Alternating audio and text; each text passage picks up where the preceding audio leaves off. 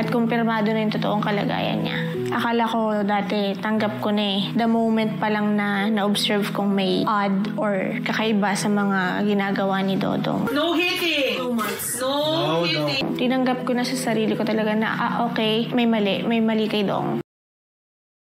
Halos mag-iisang taon na rin akong nangungulit kay Harvey na magpa-assessment kami kay Dodong sa isang developmental pedia or DevPed. Kasi marami talaga akong napapansin na mali simula pa lang nung nag-1-year-old siya. Although nag-improve naman siya kasi halos mahigit kalahating taon na kaming walang screen time. Ay gusto ko talaga mapanatag at malaman kung ano ba yung mali at kulang sa ginagawa namin bilang magulang. Ano yung mga napansin na improvements mula nung nagtanggal ng screen time? Number po, eye contact. Okay. Tinawag ko siya. Tumingin na siya. Pati response na niya. Response po. Okay. Tapos, alam niya na ang gusto niya sa ayaw niya. Okay. Like kapag, kunwari, kakainin namin siya kasi gusto niya siya.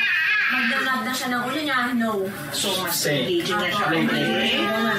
Tapos, tinry ko siya before, nag-iiyak-iyakan ako. Okay. Before may screen time pa siya, wala siyang pake. Okay. Ngayon, pag nag-iyak-iyakan ako, titignan niya na ako.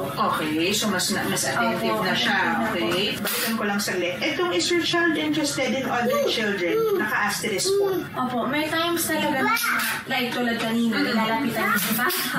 Oh no, no throwing. No throwing, okay? Because you put this inside your mouth, dirty to, you throw it, and then you put no more throwing. Eat. Ba. Nag-flying kiss na rin po siya. Pag nagpapakiss kayo sa kanya, how does he kiss? Mumuso or inaalok yung kiss? Naalok na lang. Sa pag sa girls, Sa akin, umuso. Pag sa akin, hindi na nagbeso lang. Kaya kiss mo ko dito. Pag ibang lalaki, hindi rin talaga. Basta, si daddy ang close niya. Sa ibang lalaki,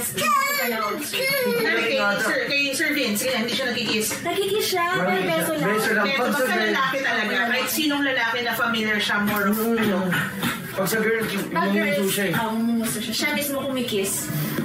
Or flying kiss. Tapos sa umaga, pag nakikita niya ako, nag-hi siya.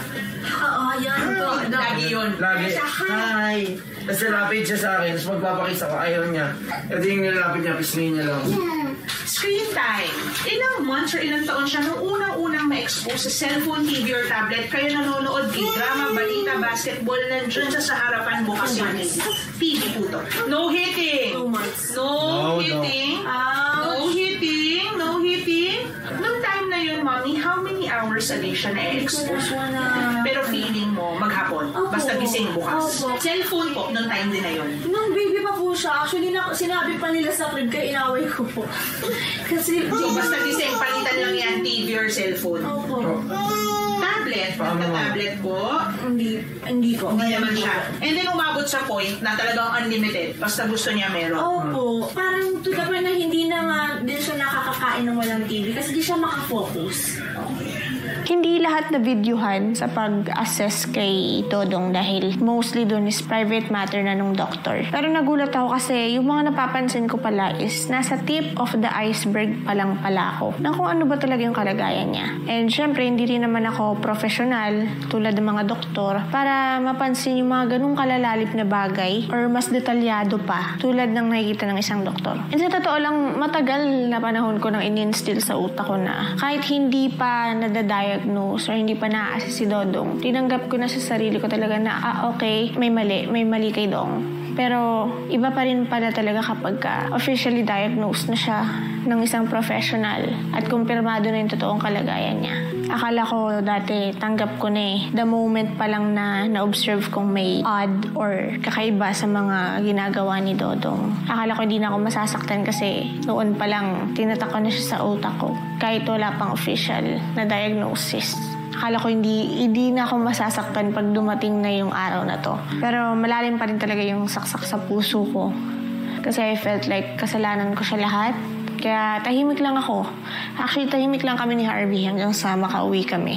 Pero wala akong ibang ginawa kundi isisi lahat sa sarili ko. Kasi pakiramdam ko ako ang responsable sa lahat ng to. Pero on the other hand naman, mas napanatag ako bilang nanay na malaman kung ano ba yung mali sa nagiging gawin namin sa bahay. At para din maituwid namin at matulungan namin si Dodong sa paraan na kailangan niya. Well, wala ako ibang masabi kundi I blame it all to myself. But I know for sure naman na hindi pa naman huli yung lahat para matulungan pa mag-improve si Dodong. And hindi pa naman doon natutuldukan yun.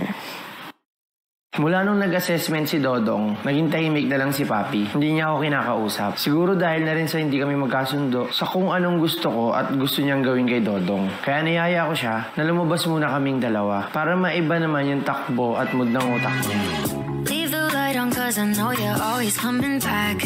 Butterflies all in my stomach, need someone to catch some. Cause I'm going crazy, only